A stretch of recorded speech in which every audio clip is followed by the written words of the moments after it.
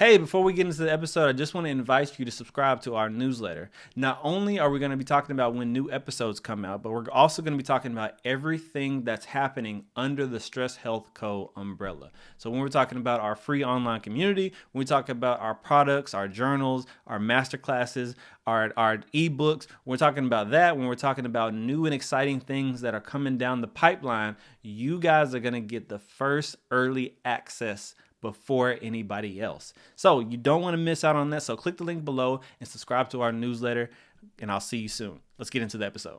What's going on, y'all? And welcome back to the Address Your Stress podcast. We help you face some of life's biggest stressors. And on today's health episode, we're talking about the second brain, aka the gut. Why are we talking about the gut? Because what you have to understand is that our serotonin levels, some of the neurotransmitters, some of the different things that our brain creates, it actually starts in the gut. The stomach, the small intestine, the large intestine. That whole tract creates different things that our brain needs. Not just fuel for the body, but it also produces those things that our brain needs to not only think clearly, but also be able to perform at a high level, and even actually impacts your sleep and energy levels as well. And so if your gut is out of whack, then you are probably out of whack too. And so today we're going to go a brief deep dive, a brief intro into different ways to improve your gut and also recognize if your gut is out of whack. So yes, I'm talking about those of you, we've talked about this on episodes before, but those of you who are, you're constantly having stomach problems. By stomach problems, I mean you're having pain, you're constantly bloated.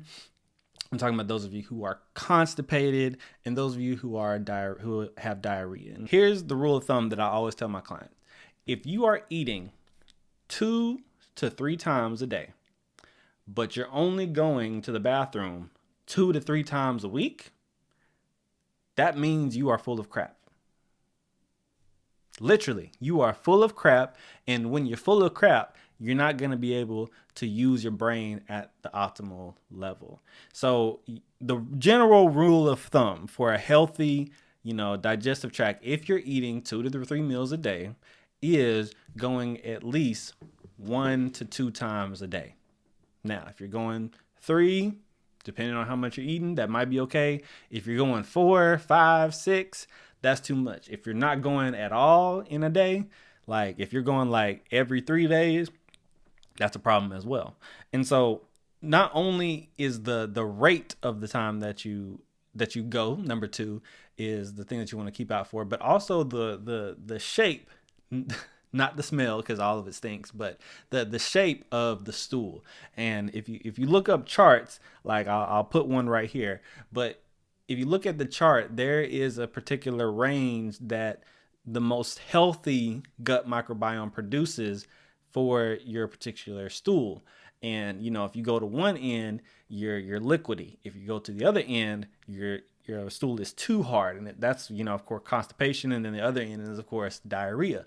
And so based on your gut, based on your stool, you can probably guess the quality of your gut microbiome and the things that you need to implement in order to improve it. Now, if you want exact laser focused what I need to do, then what you're going to have to do is you're going to have to go to a doctor who will analyze your poop. Yes, you're going to have to poop in a bag, probably either at the office, or you're going to have to take it home and then bring the bag in. And then what they're going to do is they're going to analyze it.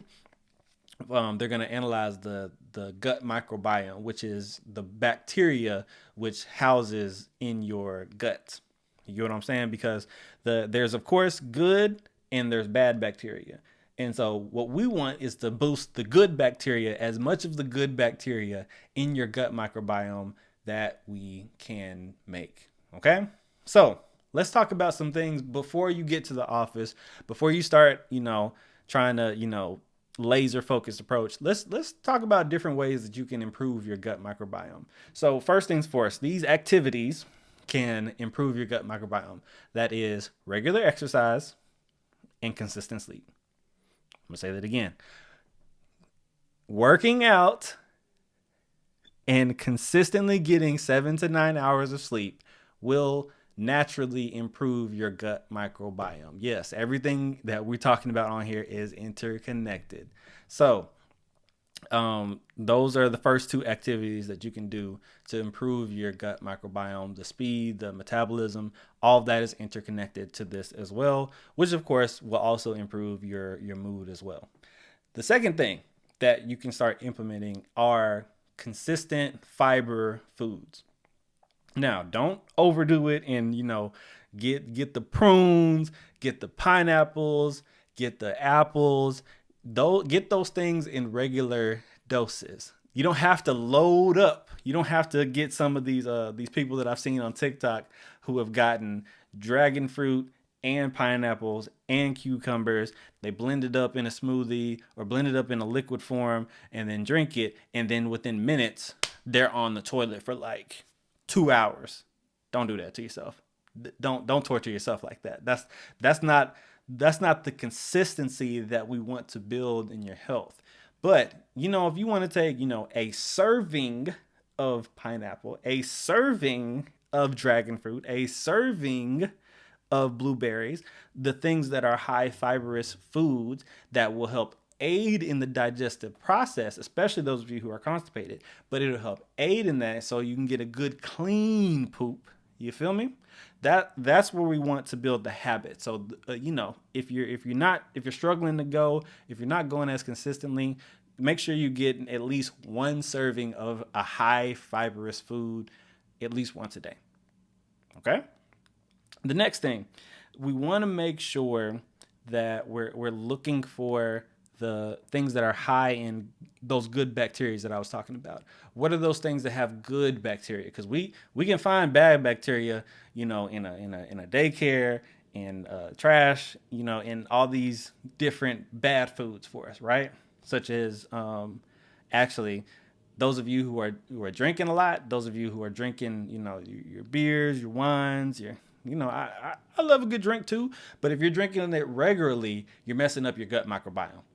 You're adding the negative bacteria. So we want to add the good bacteria in this case, which starts with yogurt, which starts with kombucha, which starts with kimchi, which starts with these things called probiotics, prebiotics, and postbiotics.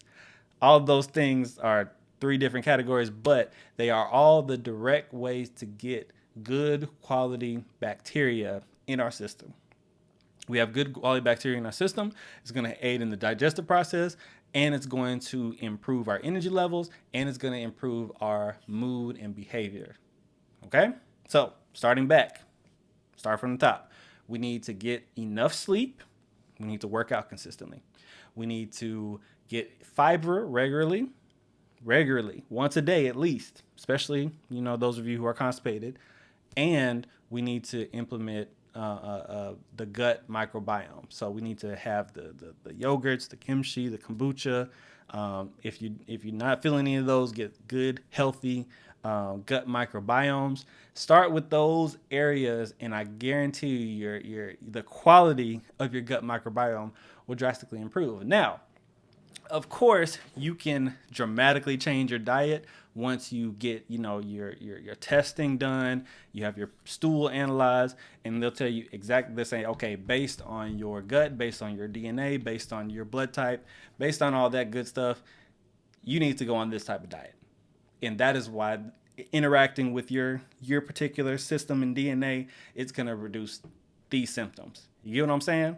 So, but before you get to that, I want you to start with these things in this episode, because if you do, I guarantee you'll feel a difference. Okay?